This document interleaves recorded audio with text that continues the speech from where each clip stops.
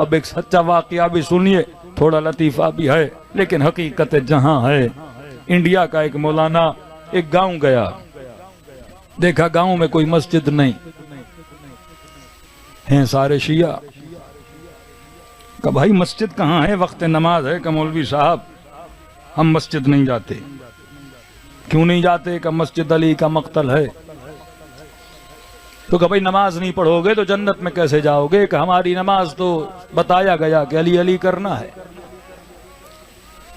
ہم ذکر علی کرتے ہیں، وہی اس سے کوئی بڑی نماز ہے؟ شمر نے بھی پڑھی کیا ہوا، یزید نے بھی پڑھی کیا ہوا؟ بعض لوگوں کے ذہنوں میں ہے کہ حر نے نماز نہیں پڑھی تھی۔ شمر کی نماز اور ہے، حسین کی نماز اور ہے۔ آپ کو کون کہتا ہے شمر والی پڑھو؟ ہم کہتے ہیں حسین والی پڑھو۔ تو انہوں نے کہا کہ بھائی یہ بتاؤ، اگر مسجد مقتل علی ہے اس لیے نہیں جاتے تو پھر کربلا کیوں جاتے ہو؟ مسجد میں ایک علی شہید ہوئے، کربلا میں 18 علی شہید ہوئے۔ کہ اگر نماز کی معافی ہوتی تو سب سے پہلے امام کے لیے ہوتی۔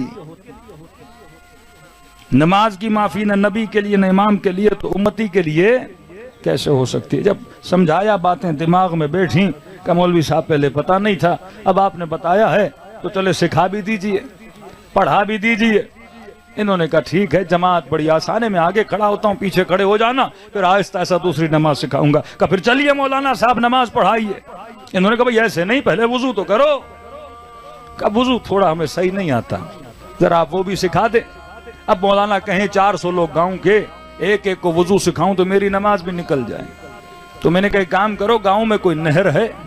کہ جی مولوی صاحب۔ کہ چلو نہر کے کنارے، سب کو لے آیا نہر کے کنارے۔ کہ دیکھو اب جیسے میں وضو کروں ویسے تم وضو کرنا۔ کہ ٹھیک ہے۔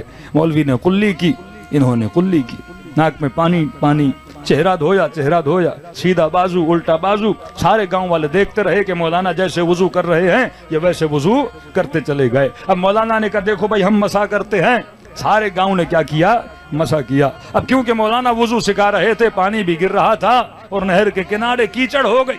اب مولوی نے کہا کہ آخری پارٹ یہ والا ہے، یہ جیسے جھکے پاؤں کا مسا کرنے کے لیے، تو مولوی صاحب کا پاؤں پھسلا، پاؤں پھسلا تو مولوی سیدھا پانی میں۔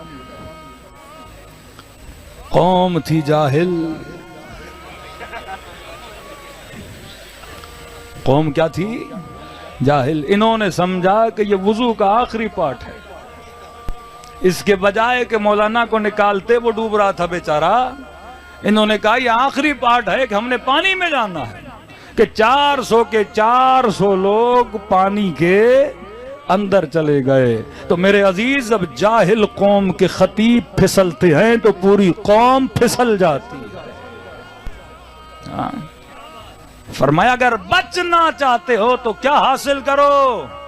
علم حاصل کرو۔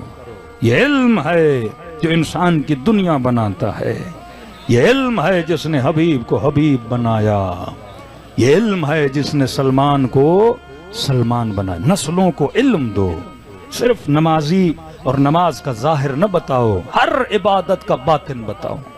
محبت شدت اختیار کرتی ہے نا۔ دیکھو دنیا میں اگر کوئی بچہ، آپ کو پتا ہے کہ ابھی کچھ سیلیبریٹیز فٹ بالرز سعودی عرب گئے، مثلا میسی یا رونالڈو، یہ مشہور فٹ بالر ہیں پرتگال کا۔ اس کا ایک سگنیچر لینے کے لیے ایک سعودی نے اس کو $2 ملین دیے۔ کیا لینے کے لیے؟ سگنیچر لینے کے لیے۔ بندہ جب عاشق بنتا ہے نا تو اپنی ہر چیز لٹانا شروع کرتا ہے۔ اگر ہم حقیقت میں عاشق اہل بیت ہیں تو خود سے پوچھو کہ آج تک ہم نے کیا اہل بیت پہ قربان کیا۔ نام علی پاک ہے، اور جو زبان اس نام کو لے اسے بھی پاک ہونا چاہیے۔ اللہ